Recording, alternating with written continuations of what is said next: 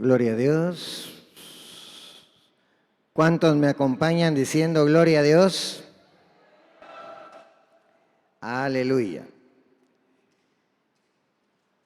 Lo voy a invitar, por favor, hermano, que se ponga un momento de pie. Y vamos a leer una porción de la palabra. Lo voy a invitar a que vayamos a el primer libro de Samuel.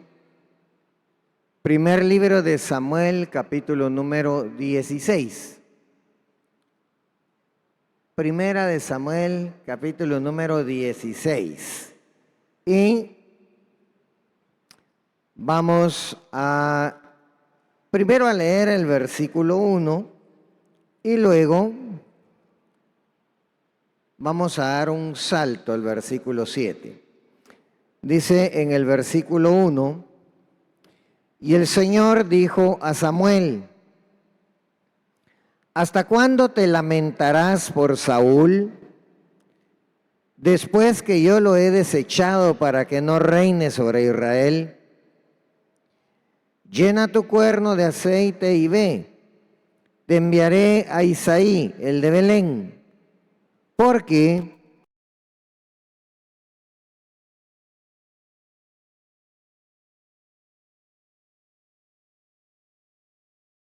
vamos a ir al versículo 7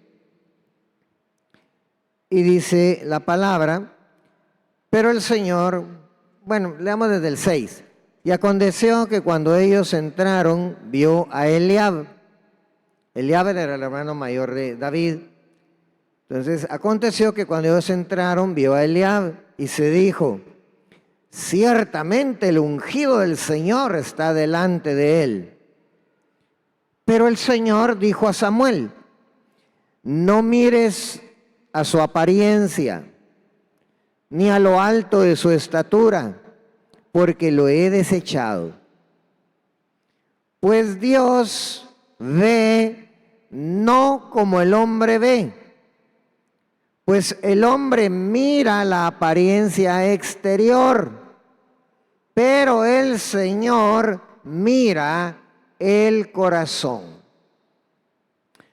Ahora demos un salto y vamos a leer del versículo 11 al 13. Y Samuel dijo a Isaí: ¿son todos estos tus hijos? En el versículo 10 dice que ya habían pasado 7 de los hijos de Isaí. Entonces le pregunta: ¿son todos estos tus hijos? Y él respondió: aún queda el menor, que está apacentando las ovejas. Entonces Samuel dijo a Isaí: manda a buscarlo, pues no nos sentaremos a la mesa hasta que él venga acá. Y envió por él y lo hizo entrar. Era rubio, literalmente dice rojizo, es decir, era pelirrojo, de ojos hermosos y bien parecido. Y el Señor dijo: levántate y úngele, porque este es. Entonces Samuel tomó el cuerno del aceite y lo ungió en medio de sus hermanos, y el Espíritu del Señor vino poderosamente sobre David desde aquel día en adelante. Luego Samuel se levantó y se fue a Ramá. Cierra un momento sus ojos. Vamos a pedirle al Señor que en su misericordia, su bendito Santo Espíritu, nos abra nuestra mente, nos abra el entendimiento de nuestro corazón y que nos hable para que nosotros entendamos esa buena palabra que Él nos quiere enviar. Mi amado Dios, gracias te damos. Eres un Dios grande y misericordioso. Eres un Dios que se complace en la bondad. Eres un Dios, Señor, cuyo amor es inagotable e infinito. Y sabemos, oh Dios, que por ese amor que tú tienes a tu pueblo, Tú has bendecido a tu pueblo. Tú, Señor, lo has incluso protegido. Tú incluso, Señor, le has provisto. Tú incluso, Señor, los has defendido de sus enemigos. Y te damos las gracias, amado Dios, porque nos cuidas grandemente, Padre Santo. Ahora, en el nombre de Jesús, te estoy pidiendo que tomes los corazones de todos los que estamos aquí, Señor. Que tu Espíritu Santo venga, amado Dios, y quite todo razonamiento humano que pueda estorbar la palabra que tú vas a enviar. Que tu Espíritu Santo tome esa palabra como una buena semilla y la siembre en nuestros corazones como una buena tierra y de un fruto abundante que dé, Señor, al 30, al 60 y al 100%. En el nombre de Jesús, amado Dios, muchas gracias te damos y te bendecimos. Amén y amén. Puede sentarse. Hoy, mi amado hermano, quiero hablarle de algo que el Señor ponía en mi corazón. El día de ayer, con mi esposa, hicimos una mañana de ayuno y oración por la actividad que íbamos a tener en la tarde, noche en Santo Domingo. Y en medio de ese momento tan bonito, pues salió dentro de la lectura una palabra, y cuando el Señor nos dio la oportunidad a mi esposa y a mí de hablar acerca de esto, y yo le explicaba a Brendita y le decía, mira, hay que entender bien lo que es un hombre conforme al corazón de Dios. Porque, hermanos, nosotros cuando venimos al Evangelio, muchas veces nos metemos en la cabeza, y a veces nos meten en la cabeza algunos pensamientos teológicos que nos llevan a pensar en el cristiano, un cristiano conforme al corazón de Dios, y nos hacen ver la imagen o la idea de un hombre o una mujer que es perfecto, de un hombre o una mujer que no se equivoca, de un hombre o una mujer que para ser agradable a Dios no tiene que cometer equivocaciones, no tiene que pecar, no tiene que hacer nada de eso, porque si hacemos algo de eso, nosotros inmediatamente pues somos desagradables para Dios, somos rechazados por Dios, y eso a muchos cristianos los ha mantenido durante algún tiempo apagados, y los ha mantenido durante algún tiempo en una situación en la cual le cuesta caminar en el Evangelio, le cuesta prosperar en el Evangelio, porque en su corazón están pensando, yo no soy agradable a Dios. Yo no soy conforme al corazón de Dios. Algunos incluso agarran algunas porciones de la palabra, como cuando David de una forma sincera decía, pues yo soy como un gusano delante de Dios. Pero algunos cristianos vienen y agarran esa expresión como algo despectivo y literal y dicen, no, es que yo soy un gusano delante de Dios. Yo a Dios no le importo porque no soy nada delante de Dios. Y hoy quiero, a través de la palabra, traerle un concepto más apegado a la palabra de que es un hombre o una mujer conforme al corazón de Dios. Porque lo primero que le quiero decir, amado Dios, es que, amados hermanos, le quiero decir que un hombre o mujer conforme al corazón de Dios no necesariamente es un hombre o una mujer perfecta. Dentro de la perfección que nosotros manejamos como seres humanos. Porque yo sé que alguien en este momento, sobre todo algún teólogo tradicional o legalista, me diría, hermano, se equivoca, porque en la palabra Dios dice, sed perfectos porque yo soy perfecto. Amén. pero vamos a entender a la luz de la palabra cuál es esa perfección que el Señor está esperando de cada uno de nosotros. Porque cuando usted viene y va a la palabra, dele vuelta a las páginas de su Biblia, ahí donde está de primera de Samuel que leímos. Vámonos a primera de Samuel, vámonos hasta el capítulo número 10 y quiero que vayamos a leer el versículo número 6 y algunos otros versículos más que le voy a ir diciendo. Aquel pueblo de Israel hasta ese momento tenía un gobierno teocrático. ¿Qué quiere decir teocrático? Es totalmente distinto a lo que vivimos hoy en gobiernos democráticos. En un gobierno teocrático era Dios quien directamente dirigía al pueblo.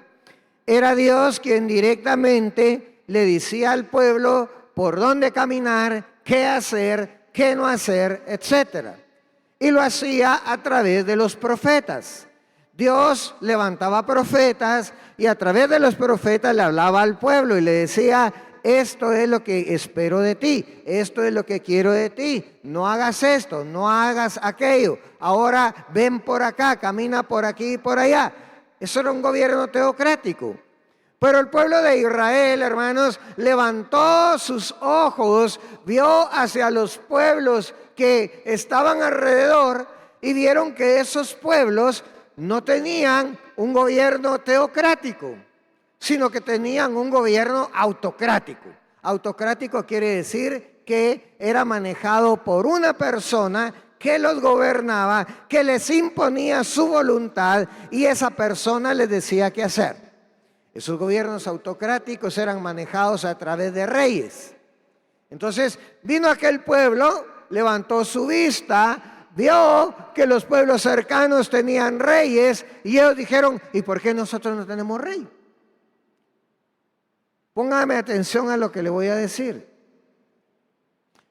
Porque los demás gobiernos tienen un rey que les dicen qué hacer. ¿Y por qué nosotros es Dios el que nos dice qué hacer a través de los profetas? Vea lo que estaban viendo aquellos israelitas y vea lo que estaban prefiriendo. Porque aquellos reyes, hermanos, los reyes, ellos imponían su voluntad.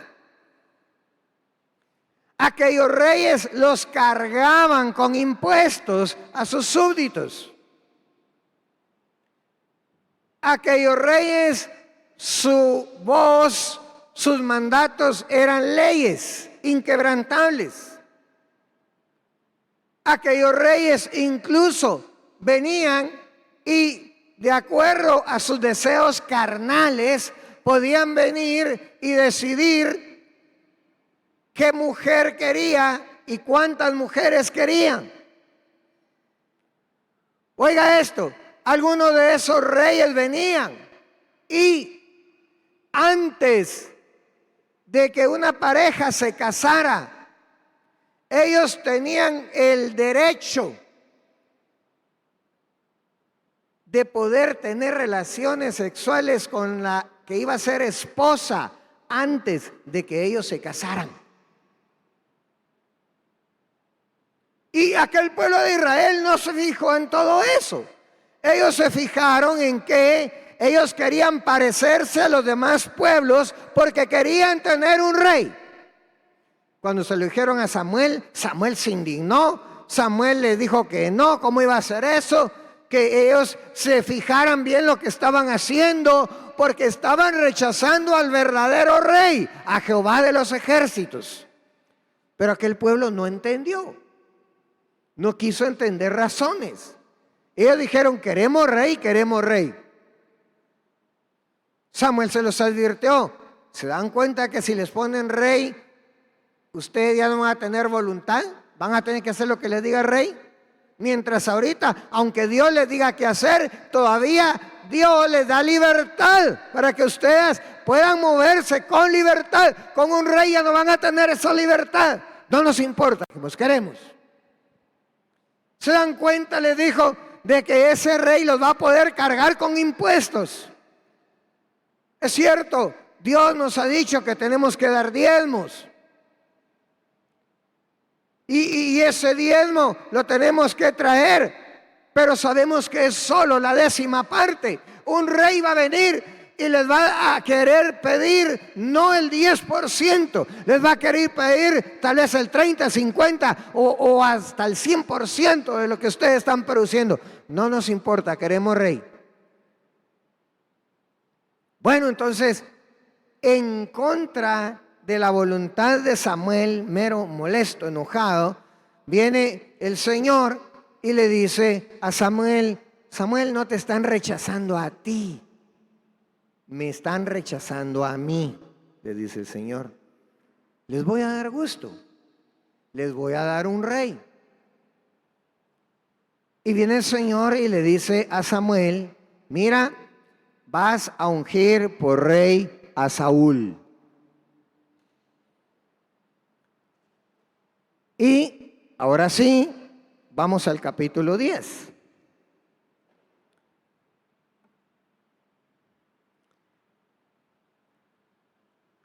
Y dice en el capítulo 10, vamos a saltarnos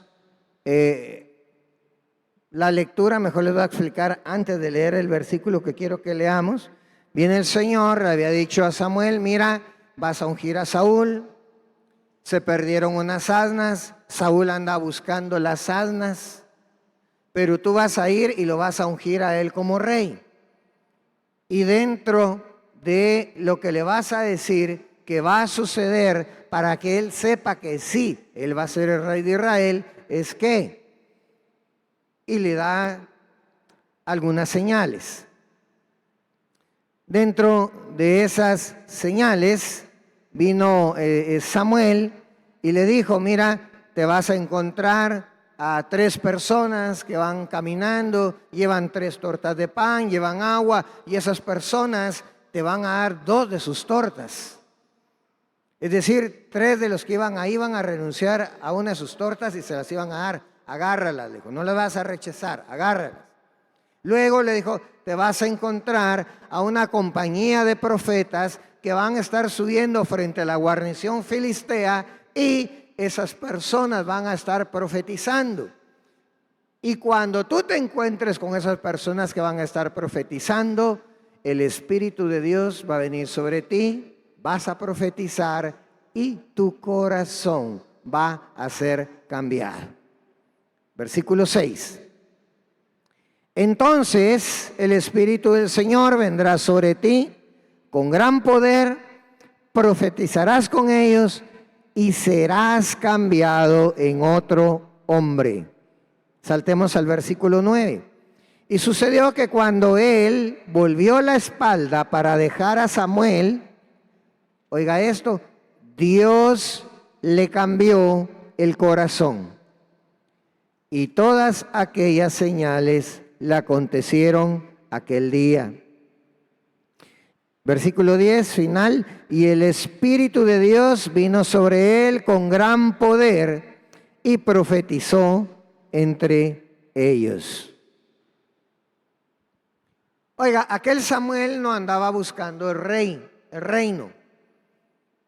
Ni había pasado por su cabeza ser rey. Cuando Samuel le habló a Saúl, Saúl le dice: ¿y cómo va a ser eso que yo voy a ser rey? Si mi familia, para principiar, la tribu de Benjamín es la más pequeña. Y dentro de la tribu más pequeña, mi familia es la más pequeña. ¿Cómo va a ser posible que yo vaya a ser rey si soy el más pequeño de todos? O sea, hasta en ese momento, Saúl parecía una persona cuerda, parecía una persona con cierta madurez, parecía una persona hasta humilde en ese momento. Sin embargo, habían cosas que Dios necesitaba cambiar en Saúl para que Saúl pudiera ser un rey que pudiera obedecer a Dios, servir a Dios, no rebelarse en contra de Dios. Y por eso Dios vino, y ponga atención a esto, porque esto nos va a servir para dentro de un momento. Y para que todo eso sucediera, Dios le cambia el corazón a Saúl. Tanto es así que dice, lo muda en otro hombre. Es decir, lo cambió todo completamente. Lo cambia para que realmente él pueda ser un rey que pueda ser útil para lo que el Señor lo había llamado. Pero en el transcurso, en el ínterin de estar desarrollando ese reinado, algo pasa en el corazón de Saúl. Porque Dios le había cambiado el corazón para que fuera agradable a Dios, para que cumpliera con lo que el Señor le decía. Pero Saúl, en lugar, oiga, porque dice que el Espíritu de Dios vino sobre Saúl. No estaba dentro de Saúl, pero sí estaba sobre Saúl. Y le hablaba a través de Samuel. Y le hablaba de tal vez muchas otras formas. Pero ¿qué pasó con Saúl? Óigalo, a pesar que le cambió el corazón, vino y Saúl empezó en su corazón a rechazar lo que el Señor le mandaba hacer. De tal forma que salta el capítulo número 15. En el capítulo número 15 encontramos que el Señor pues le había ordenado a Saúl que atacara a ese pueblo de Amalec y que pues destruyera todo lo que correspondía a ese pueblo.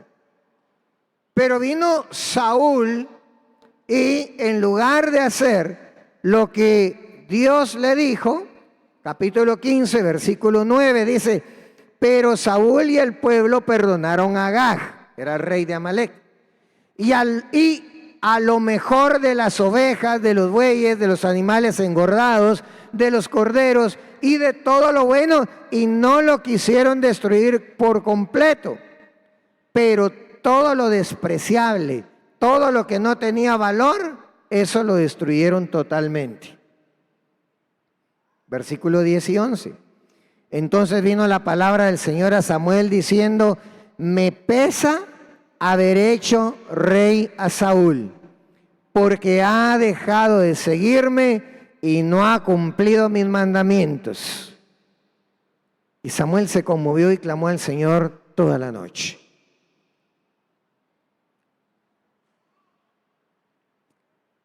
Una orden que el Señor le había dado a Saúl era una orden relativamente sencilla, aunque compleja de cumplir. Si fuera bajo los parámetros en que la sociedad humana nos movemos hoy, diríamos que eso hubiera sido una acción demasiado dura. No quiero decir acá la palabra que correspondería hoy en día, lo que tenía que hacer Saúl. Pero el punto es que Saúl no lo quiso hacer. Pero oiga qué tremendo, porque no es que Saúl no lo quisiera hacer porque él hubiera dicho: ala, no es que mala onda matar a toda la gente, no es que mala onda matar a todos los animales. No. ¿Cuál fue la verdadera razón por la que Saúl no destruyó a todos los animales, a todo el ganado? Porque, oiga, dice, a lo mejor de las ovejas, bueyes y de los animales engordados, de los corderos y todo lo bueno, no lo quisieron destruir. ¿Por qué no lo quisieron destruir? Porque dijeron: ah, no, hombre, esto está bueno. Ah, no, este está bien gordito, podemos hacer un buen asado con este. No, este está bien, un buen caldito podemos hacer con este. No, mire, buenas crías vamos a sacar de acá. Es decir, no lo quisieron cumplir, no porque su conciencia moral les dijera que estaba errado. No lo quisieron cumplir por la codicia de quedarse con lo mejor del enemigo. Y aquí viene una enseñanza que quiero que le quede en su corazón esta mañana. Hermano, tenga mucho cuidado, porque el Señor igual nos dice a nosotros que nosotros tenemos que destruir todo aquello que provenga del enemigo. Y no tenemos que dejar nada de lo que provenga del enemigo. ¿Por qué? Estamos hablando del enemigo de nuestras almas. Estamos hablando del diablo, de Satanás. Estamos hablando de aquellas huestes infernales y potestades de maldad, de aquellos espíritus inmundos y diabólicos que muchas veces incluso le están ofreciendo disimuladamente, porque muchas veces no logramos comprenderlo y discernirlo. Tal vez le están ofreciendo algunas personas, mire, este puesto, qué salario el que tiene usted, va a salir bien de acá. Pero no se ponen a analizar en qué consiste ese puesto que le están ofreciendo.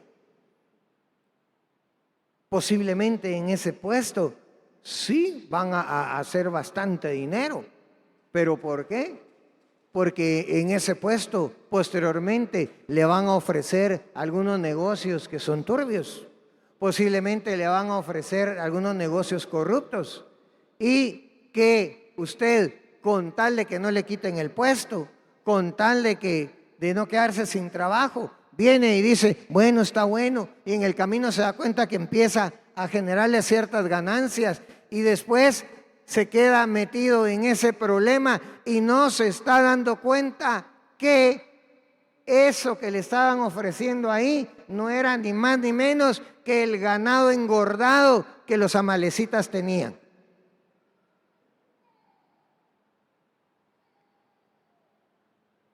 Amados hermanos, ¿cuántas personas tal vez les están ofreciendo un negocio? Y aparentemente el negocio es muy bueno. Pero lo que no se están dando cuenta es que es un dulce envenenado. Porque en medio de esa capa dulce del caramelo, en medio hay una cuantas porción de veneno, que lo que el enemigo quiere es destruir su vida, su alma, su familia. ¿Cuántas familias han quedado destruidas por aquellos hombres o mujeres que por dedicarse enteramente a un trabajo, por dedicarse enteramente a una empresa, por dedicarse por entero a una persona, descuidaron su casa, descuidaron todo lo suyo, a tal forma que vinieron a destruir matrimonios, vinieron a dejar familias partidas, destruidas, y que posteriormente el enemigo va a aprovechar para terminar de destruir a esos niños que se quedaron sin papá o sin mamá, terminar de destruir a ese hombre que se quedó sin su pareja, sin su cónyuge, o aquella mujer que se quedó sin su pareja y su cónyuge. ¿Por qué? Por no haber hecho caso de destruir todo aquello que era el enemigo. Saúl, hermano, no se dio cuenta de eso. Él únicamente estaba viendo que estaba bueno ese ganado. ¿Para qué lo vamos a destruir si está bueno? Pero ahora, póngase a pensar, a ese hombre, a Saúl, Dios le había cambiado el corazón. Es que no era, hermano, un impío que le estuvieran ofreciendo bendiciones dentro de una iglesia. No, Era un hombre al que Dios le había cambiado el corazón. Y por eso yo le traigo esta mañana una voz de alerta. Porque todos los que estamos en este lugar somos personas a quienes Dios nos cambió el corazón. ¿Cuántos de los que están aquí probablemente antes de esto eran adúlteros, eran fornicarios, eran ladrones, eran estafadores, eran mentirosos, eran engañadores, estafadores o qué sé yo, hermanos? ¿Cuántas cosas hay dentro de los que estamos hoy en la iglesia de Cristo? Pero vino Dios y un día, a través del sacrificio de Cristo, borró todo eso de nuestras vidas y nos cambió el corazón y nos dio un nuevo corazón. Pero Dios hoy nos quiere alertar de un peligro grande, porque, hermano, Dios está interesado en tu corazón. Dios está interesado en que tú en tu corazón estés lleno de las cosas de Dios, lleno de las presencias de Dios, lleno de la palabra de Dios, lleno de la unción de Dios, lleno del deseo de encontrarte todos los días en oración con tu amado y recibir la bendición de Dios. Esa es lo que Dios desea para tu corazón. Pero el diablo también está interesado en tu corazón. Y el diablo no quiere que tú seas santo. El diablo quiere que tú seas profano. El diablo no quiere que tu corazón sea puro, tenga pureza. Quiere que tu corazón tenga impureza. El diablo no quiere que en tu corazón tengas el deseo de buscar a Dios. Por el contrario, quiere que en tu corazón, quiere cortar la relación con Dios para evitar que tú tengas esa comunión con Dios.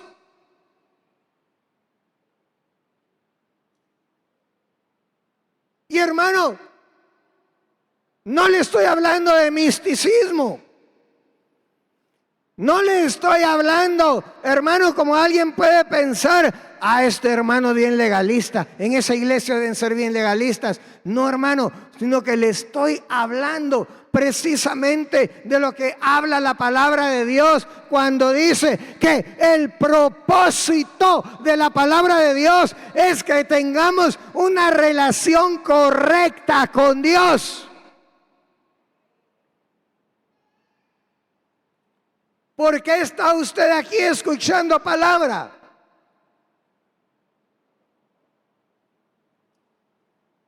Amado hermano y hermana, usted no está aquí, al menos eso espero en mi corazón, no está aquí únicamente religiosamente, solo porque es día de culto, solo porque hoy es día de venir y cantarle a Dios y escuchar un sermón, una prédica, una enseñanza.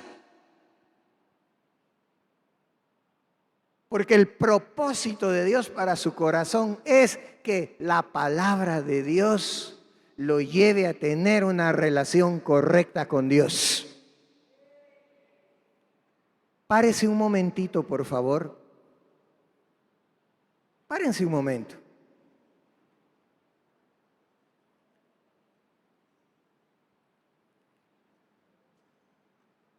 Hágame un favor. Ponga su mano derecha en su corazón y levánteme la mano izquierda. Y quiero que repita conmigo. El propósito de Dios, pero todos así con ganas. El propósito de Dios es que la palabra de Dios me lleve a tener una relación correcta con Dios. Siéntese.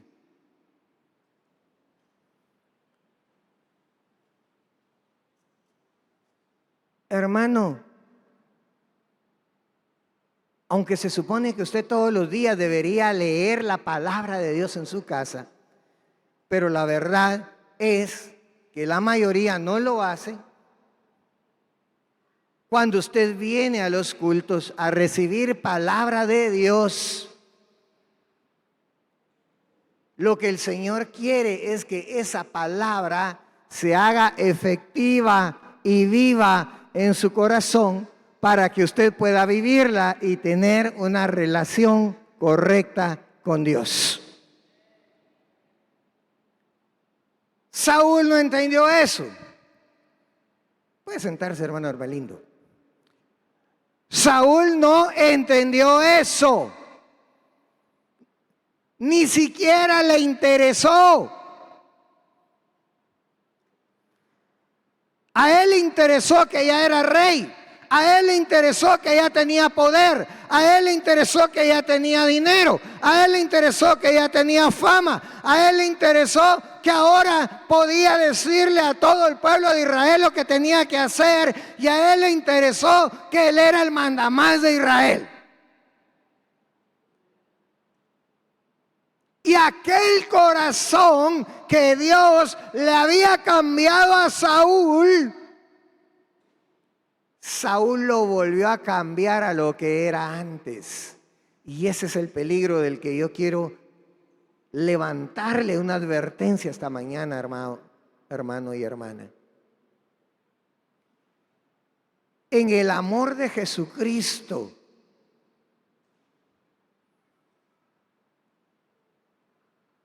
y todo lo que le estoy diciendo ahorita, hermano, durante el momento de la oración el Señor tocó mi corazón de una manera muy, muy preciosa para mí. Y le decía al Señor, Señor,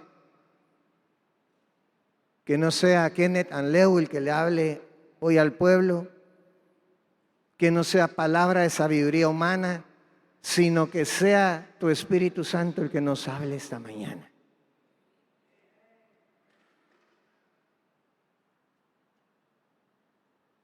Y quiero decirle, amado hermano, que el peligro que hay para usted, para todo cristiano, es que aunque Dios le cambió el corazón,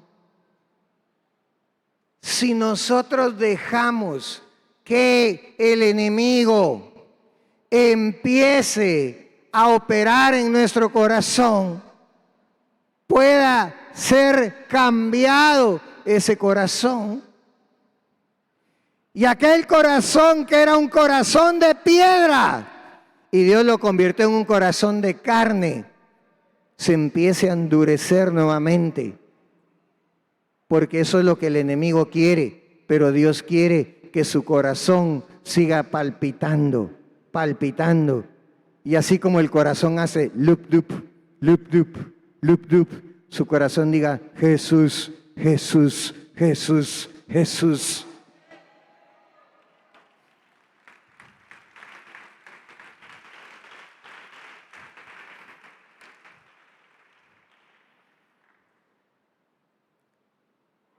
Pero el enemigo de su alma está interesado en su corazón. Está interesado en cambiar su corazón. Está interesado, oiga esto. ¿Sabe? Se lo voy a poner con un ejemplo que usted ha vivido. ¿Qué pasa cuando usted se hace una cortada en una pierna, en un brazo? Se forma una cicatriz, ¿sí o no? Y esa cicatriz que se forma, ¿cómo le queda? ¿Le queda igual como que si nada hubiera pasado? ¿O cómo le queda la cicatriz? Primero, le queda ahí una línea que tiene otro color. Algunas personas, aunque haya sido una cortadita chiquita, se pone ancha y se pone bultita, así como que fuera un túmulo. Eso se llama cicatriz queloidea. Y finalmente, esa cicatriz ya no tiene la misma tersidad, la misma suavidad que la piel normal, sino que esa área de la cicatriz le queda un poco más dura que el resto de la piel. ¿Qué es lo que pasa cuando el diablo viene, hermanos, y lo hiere a usted? Cuando manda a uno de sus emisarios que lo insulte, que lo calumnie. Cuando manda a uno de sus emisarios de que le haga algo que a usted le hiere el corazón. ¿Qué es lo que pasa en ese corazón? Empiezan a haber cicatrices. Y cada cicatriz es algo durito. Cada cicatriz algo más durito. Cada cicatriz más durito hasta que se va juntando en área dura, se va juntando una cosa grande. O se lo voy a poner con otro ejemplo.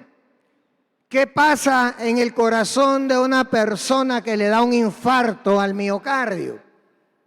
Es decir, le da un infarto al corazón. El corazón es ese órgano musculoso en medio de nuestro tórax. Paredes gruesas, pura carne, músculo, que lo que hace es bombear, es una bomba que recoge la sangre que viene de todas las demás partes del cuerpo, sangre venosa, que ya viene con sangre no oxigenada, que ya viene con sangre, con metabolitos o con sustancias que ya son desechos del cuerpo, y el corazón viene y lo bombea al resto del cuerpo para que esa sangre ya con oxígeno lleve oxígeno al cerebro, a los pulmones, a los dedos de sus pies, y además lleve esa sangre venosa hacia sus riñones para que sus riñones purifiquen la sangre, hacia el hígado para que purifique la sangre. Pero ¿qué pasa cuando a una persona le da un infarto? Que esa parte del corazón que le dio infarto se queda como una gran cicatriz. ¿Y sabe qué pasa con esa cicatriz que quedó ahí de un infarto? Esa cicatriz ya no se contrae. Entonces, hay partes del corazón que se contraen, pero donde estaba la cicatriz ya no. Y entonces, si el corazón antes funcionaba 100% y la cicatriz del infarto es 5 o 10%, su corazón ya no funciona al 100%, ahora funciona al 90%, al 95%. ¿Y qué pasa si va sufriendo de infartito en infartito? ¿Qué es lo que el enemigo quiere hacer hablando espiritualmente con su corazón? Quiere que su corazón se detenga. Quiere que su corazón ya no tenga la capacidad de palpitar espiritualmente hablando. Y eso le pasó a Saúl. Saúl llegó un momento en que ya no distinguió entre la orden de Dios, entre la voluntad de Dios y lo que era su voluntad o lo que él quería hacer. Él pecó. Viene el Señor y le dice a Samuel: voy a cambiar a Saúl porque ese hombre me pesa haberlo escogido, porque me desobedeció, porque se rebeló en contra de mí, y voy a escoger a otro hombre para hacerlo rey. Y entonces se fija en un jovencito, en ese tiempo era un jovencito, que se llamaba David, y le dice a Samuel: ve y unge de entre los hijos de Isaí en Belén al que va a ser el rey de Israel. Usted lee ahí en la palabra y se va a dar cuenta en 1 Samuel capítulo 16, versículos 7 al 13, que llega Samuel, le dice a Isaí: mira, vamos a hacer una cena, todos tus hijos están invitados, quiero que vengan y me los vas a presentar uno por uno. Cuando Isaí le presenta al mayor, viene Samuel, lo mira y dice: ah, de plano que este es el rey que escogió el Señor. ¿Y por qué dijo eso?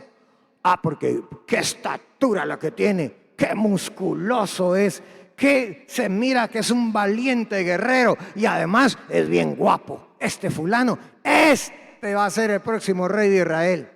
Y ahí va, hermano, ya iba listo Samuel para echarle el aceite cuando Dios le dice: no, Samuel, él no es el que yo he escogido.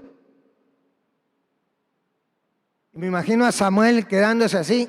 ¿Qué, señor? ¿Qué? Pero mira cómo es, mira, hombre, qué porte, qué guapo, no, este no es él, Samuel. Baja su redoma de aceite. ¿Y por qué no? Porque Samuel, tú estás viendo lo externo, tú estás viendo su estatura, tú estás viendo su musculatura, tú estás viendo lo bien parecido que es, pero todo eso solo es por fuera. Pero su corazón va a ser igual que el corazón de Saúl. ¿No es él entonces? No. Isaí, mándame al otro. No. Al otro. No. Al otro. No. Al otro. No. Al otro. No. Al otro. No. Otro. No. Y Samuel se rascaba la cabeza. Y entonces, Señor, Isaí, ¿de casualidad no tenés por ahí algún otro hijo que no te recorres? Ah, sí, tengo otro, pues, ya se me había olvidado. Pero ese ni lo mandé a traer porque allá está en la majada cuidando las ovejas. Pues mándalo a traer, porque sin que esté él aquí presente no vamos a empezar la ceremonia. Y cuando va entrando David, un muchachito, bien guapo, eso sí dice la palabra, de pelo rojizo, bien parecido. Viene el Señor y le dice, ese es el que he escogido, porque ese es conforme a mi corazón. Ahora, quiero que vea esto. Porque viene el Señor y dice, me he escogido uno que es conforme a mi corazón. Úngelo, lo unge. Pero David no empezó inmediatamente a ejercer el reinado. Oiga esto, había uno que ya era verdadero rey, pero no estaba ejerciendo el reinado. Y había otro que había sido rey, pero ya no lo era porque Dios lo había desechado y él seguía fungiendo como rey dentro del reino humano. Y dentro del reino humano, Saúl seguía siendo rey, pero el verdadero rey en el reino de Dios se llamaba David. Y yo quiero decirte esta mañana que puede ser que tú en tu vida te hayas encontrado con un montón de Saúles que desde el punto de vista humano puedan estar arriba de ti. Han sido tus jefes, han sido tus patronos, han sido los líderes estudiantiles donde tú estabas, o los líderes sindicales del trabajo donde estés. Dentro del reino humano parecieran ser ellos los escogidos, pero el Señor te dice, no te equivoques, porque tú eres un David y yo te escogí a ti para estar sirviendo en mi reino. David, amado hermano, conforme al corazón de Dios. Repita conmigo, conforme al corazón de Dios.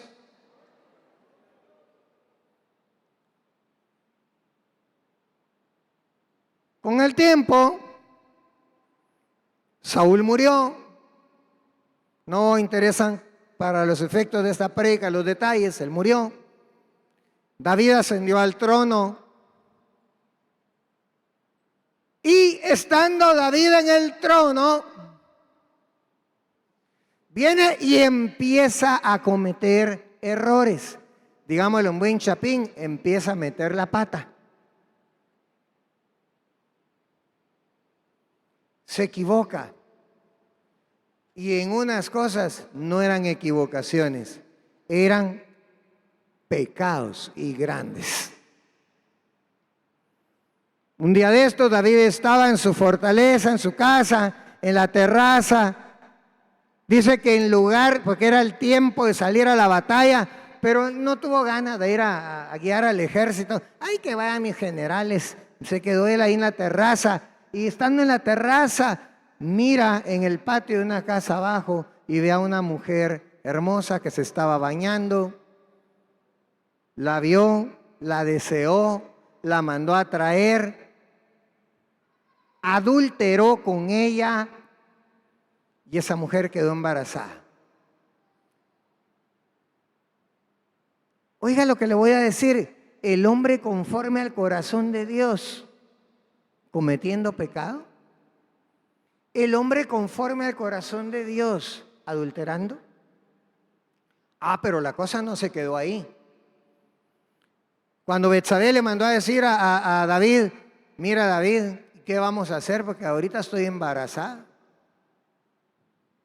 Y mi esposo tiene meses de no andar por acá porque tú lo mandaste a la guerra, anda por allá.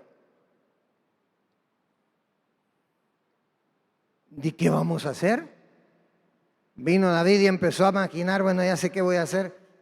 Lo mandó a traer, lo emborrachó, lo mandó a su casa con la idea, según David, de que tuviera relaciones con la esposa y que así pudieran decir que el embarazo de ella era precisamente de él. Y amado hermano, cuando el plan no le funcionó, vino David y él planifica y ejecuta el asesinato del esposo de Betsabé. Y ahora resulta que el hombre conforme al corazón de Dios no solamente es adúltero, sino que también es un asesino. ¿Y no que era conforme al corazón de Dios? Voy a ir terminando por falta de tiempo ya, pero ¿y no que era conforme al corazón de Dios?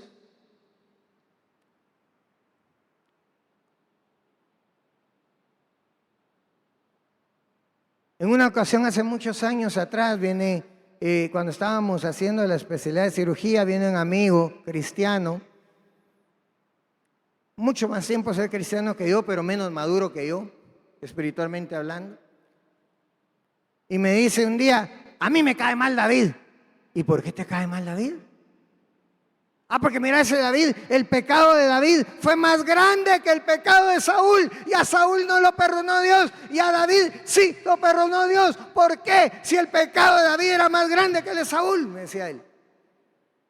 Bueno, desde el punto de vista humano tenía razón. Porque al final del cabo, Saúl, entre comillas, solo desobedeció. Pero si usted va a ver, por falta de tiempo no lo vamos a ver, que era el pecado de desobediencia, no era tan sencillo.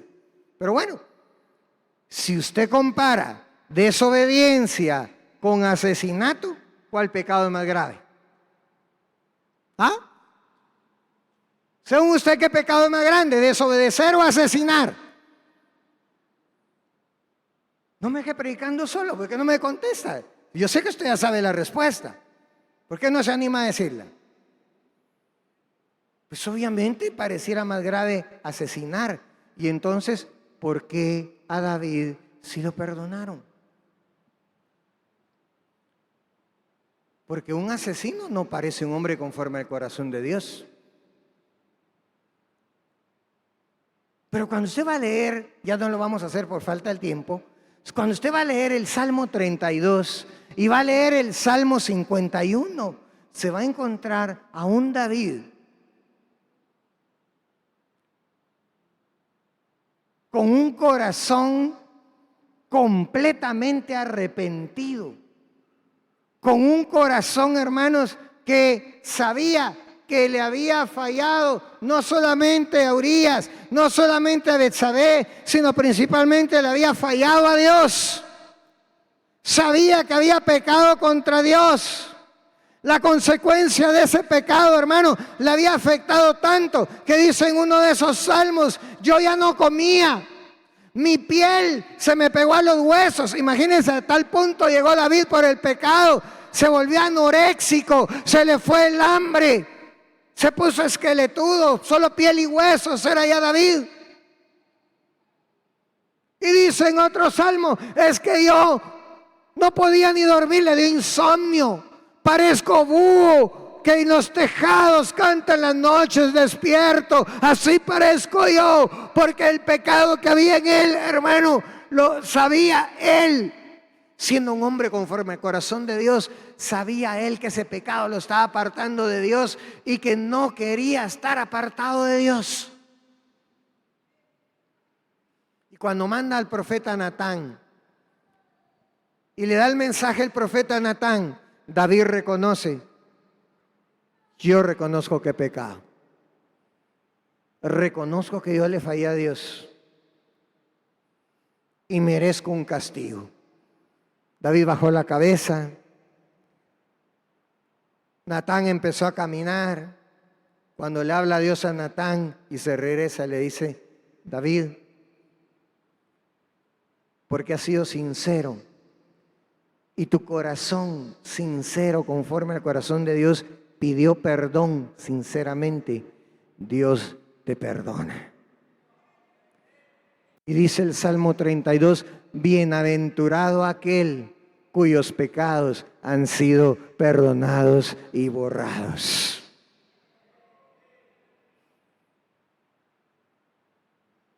Por eso le quiero decir esta mañana, amados hermanos, si Dios te cambió el corazón y por distintas razones le hemos fallado al Señor y hemos pecado, aquel que es conforme al corazón de Dios tiene que reconocer que le ha fallado al Señor y tiene que venir ante el Señor y decirle: Dios, perdóname, porque yo no puedo vivir sin ti. Pero le quiero decir, ojo y tenga cuidado, aquel que por cualquier razón le ha fallado al Señor y no siente realmente que le hace falta a Dios, que no siente realmente que le hace falta orar, que le hace falta cantar, que le hace falta sentir la unción del Espíritu Santo. Cuidado, porque puede ser que te estés convirtiendo en uno como Saúl y el Señor te dice esta mañana: he aquí, yo no te di un corazón como el de Saúl, yo te cambié un corazón y te puse uno como el de David, que fuera conforme al mío, que supiera cuando hace lo malo, que supiera cuando me desagrada, que supiera cuando volver a mí a pedir misericordia, porque yo a los que piden misericordia, yo les doy misericordia, te dice el Señor.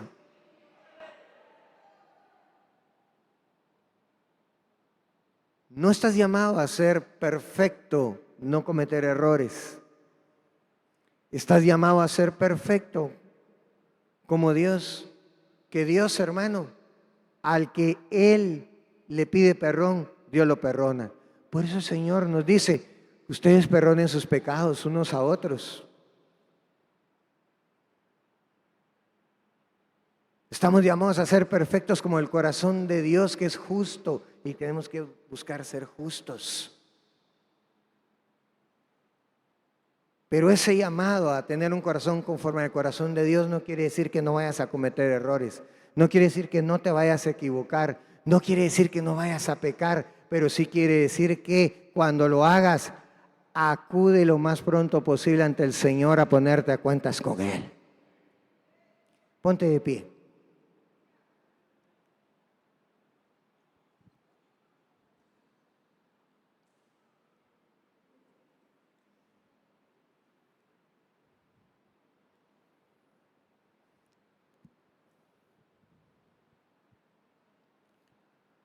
Si tú me ayudas, salimos más rápido. Ponte de pie. Y por favor, aunque sea por esta ocasión, lo que vamos a hacer no lo hagamos religiosamente. Cierra un momento tus ojos. Y por favor, si lo puedes hacer, desconéctate de a quien tienes a la par, que aquí está mi esposa, que aquí está mi esposo, que aquí están mis hijos, que el que tengo atrás o a la par, que qué va a decir, que no te importe eso, que te importe que hoy el Señor está tratando con tu corazón. Cierra tus ojos, por favor.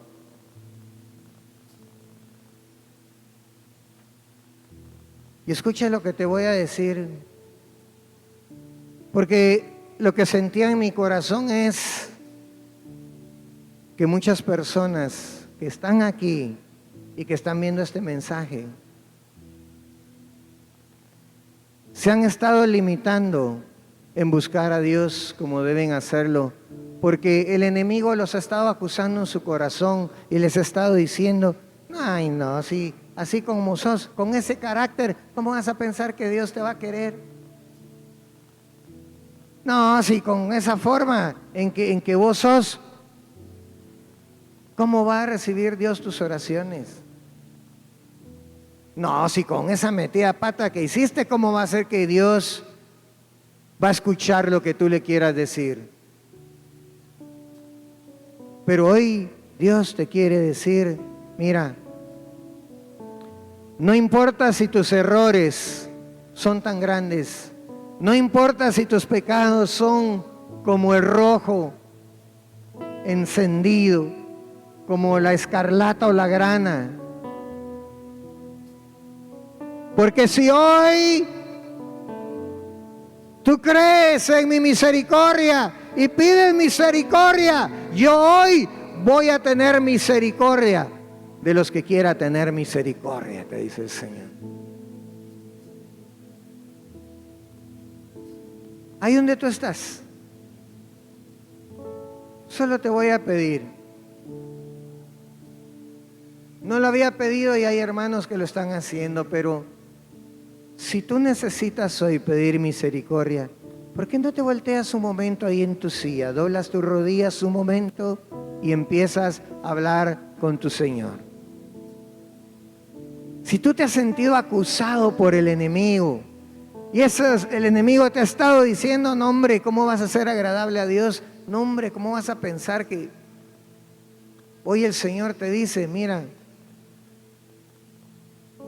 si tú vienes a mí, yo no te echo fuera. Yo recibo a todo aquel que viene a mí, y a todo aquel que clame a mí, yo le responderé, te dice el Señor. Por favor, a los hermanos con privilegio aquí en esta casa, podemos acercarnos con los hermanos que están ahí en sus asientos. Las hermanas que tienen privilegio o que tienen esa unción del Espíritu, ¿por qué no me hacen favor? Busquen a alguien por quien orar. Aquí hay varias hermanas que están con sus rodillas dobladas. Aquí hay hermanas que están con sus rodillas dobladas, que están necesitando ese toque del Señor. Y mientras oran por ustedes, amadas hermanas, mientras oran por ustedes, amados hermanos, quiero decirles: acércate hoy con confianza ante el trono de la gracia, porque abogado tenemos sentado ante la diestra del Padre, que hoy está intercediendo por nosotros, que hoy está diciéndole al Padre: Padre, no mire los errores de este varón, no mire los errores de esta mujer, mira la sangre que derramé en la cruz del Calvario por ellos, perdónalos, límpialos, ayúdalos, restáuralos en el nombre de Cristo Jesús.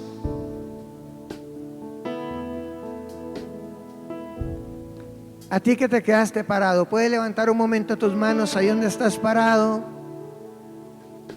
Y ministremos al Señor con este canto mientras siguen orando por las hermanas y hermanos que están ahí. Dame un nuevo corazón.